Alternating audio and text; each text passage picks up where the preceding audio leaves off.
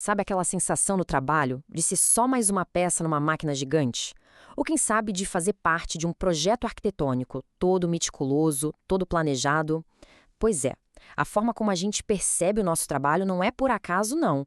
Nessa análise, a gente vai justamente desvendar a arquitetura invisível do nosso dia a dia profissional, traçando a evolução do pensamento sobre gestão, que foi da máquina até a mentalidade.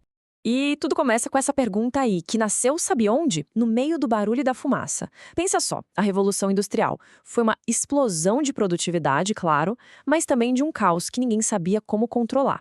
As fábricas eram lugares de um progresso inacreditável e de uma desordem monumental. Faltava um manual de instruções, entende? E foi exatamente aí que nasceu a ciência da administração. E a primeira grande resposta para esse caos todo, olha que interessante, não foi olhar para as pessoas, foi olhar para aquilo que elas operavam, as máquinas. A lógica, convenhamos, era irresistível. Se dá para otimizar um motor para produzir mais gastando menos, por que não fazer a mesma coisa com o trabalho humano? E o grande arquiteto por trás dessa revolução toda foi um cara chamado Frederick Winslow Taylor. Para ele, gestão não era arte, não era um dom, não. Era ciência pura. Ele queria basicamente acabar com o achismo, sabe? Trocar o improviso pela precisão do método científico. Era uma guerra declarada contra qualquer tipo de desperdício. O método do Taylor era, nossa, quase cirúrgico. Pensa assim: primeiro, ele quebrava cada tarefa nos seus movimentos mais básicos, mínimos. Depois, selecionava o trabalhador que tinha a aptidão perfeita para aqueles movimentos. Em seguida, cronômetro na mão, medindo tudo para eliminar qualquer gesto que não servisse para nada. E aí, para fechar com chave de ouro, padronizar tudo e treinar todo mundo para seguir a única melhor maneira. Sem desvio, sem criatividade, só eficiência pura e simples. E olha, se a gente quiser ver essa teoria em carne, osso e metal, é só olhar para a linha de montagem do Henry Ford. É a materialização do sonho de Taylor ali na nossa frente. Cada trabalhador era um mestre de um único movimento, repetido à exaustão. E o resultado? Carro saindo a uma velocidade que o mundo nunca tinha visto antes. Era a eficiência na sua forma mais pura e, talvez, na sua forma mais desumanizada também. Agora, presta atenção, porque aqui está a chave para entender tudo isso. A visão que eles tinham da natureza humana. A teoria do tal Homo economicus dizia que o ser humano é, por natureza, preguiçoso, egoísta e que só se mexe por duas coisas: dinheiro ou medo. É uma visão, assim, bem cínica, né? Mas que justificava perfeitamente o controle total.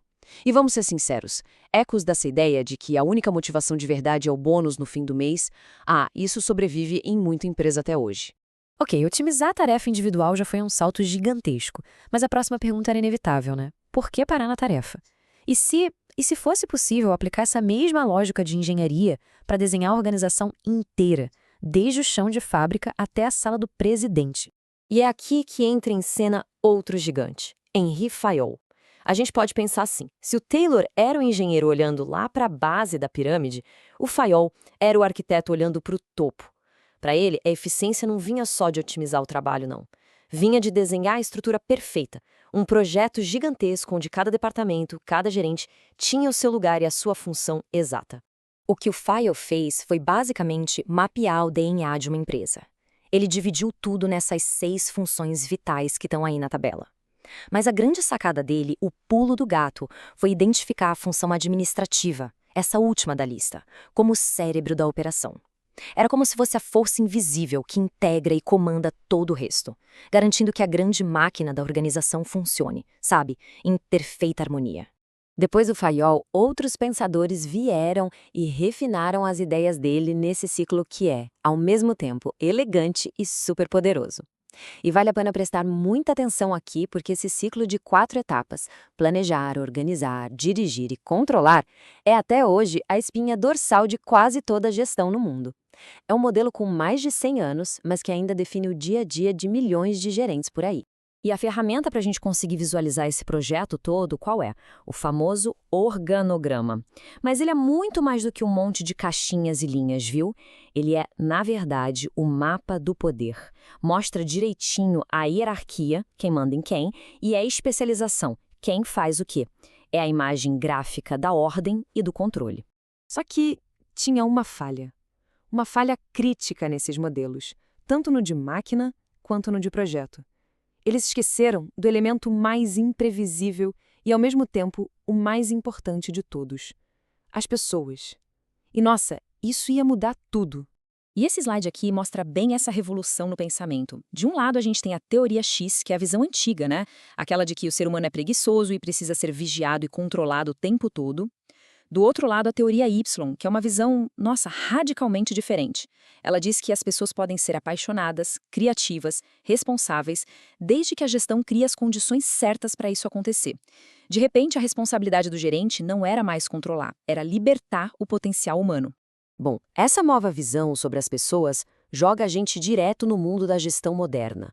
E aqui, o jogo muda completamente. Ser gerente deixa de ser só seguir um roteiro de funções pré-definidas.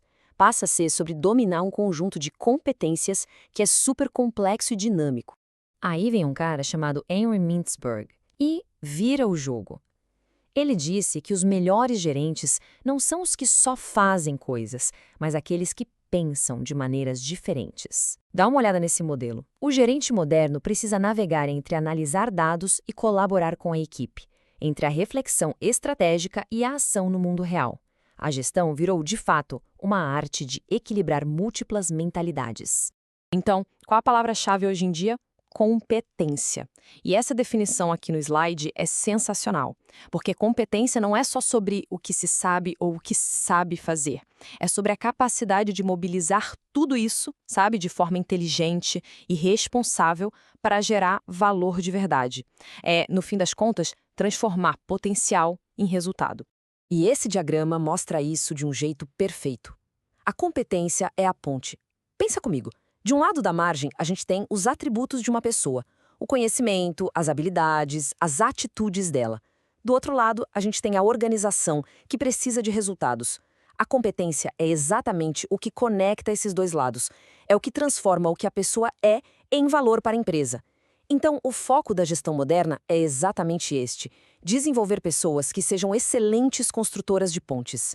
E quando uma organização inteira domina um conjunto específico de competências, aí elas se tornam o superpoder da empresa, as competências essenciais. Sabe, são aquelas coisas que a empresa faz que são tão únicas, tão valiosas e tão difíceis de copiar, que viram a principal vantagem dela no mercado. É o que a diferencia de todo o resto. Olhando para essa jornada toda de Taylor até Mintzberg, é bem tentador pensar nisso tudo como, sei lá, uma aula de história, né? Coisa de livro antigo. Mas olha, isso seria um erro fundamental. Essas teorias não estão mortas de jeito nenhum. Elas estão por toda parte, ao nosso redor. Elas são a arquitetura invisível que molda os organogramas, a lógica que está por trás das metas que a gente bate, a razão pela qual a gestão é do jeito que é.